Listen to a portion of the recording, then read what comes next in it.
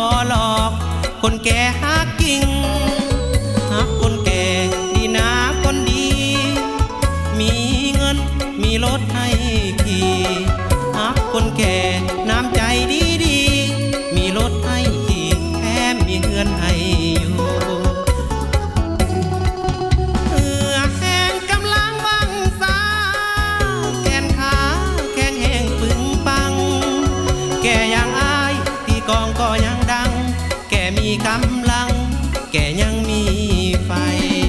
หักคนแก่ดีนะน้องสาวยามหนาวอายจะเป็นผ้าห่มยามร้อนอายจะเป็นสายลมจะกอดจะสมให้สมหัวใจ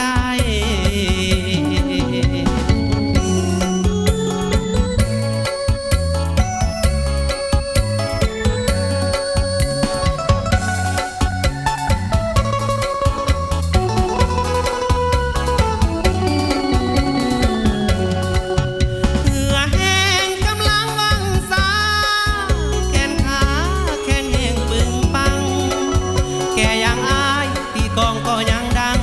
แก่มีกำลัง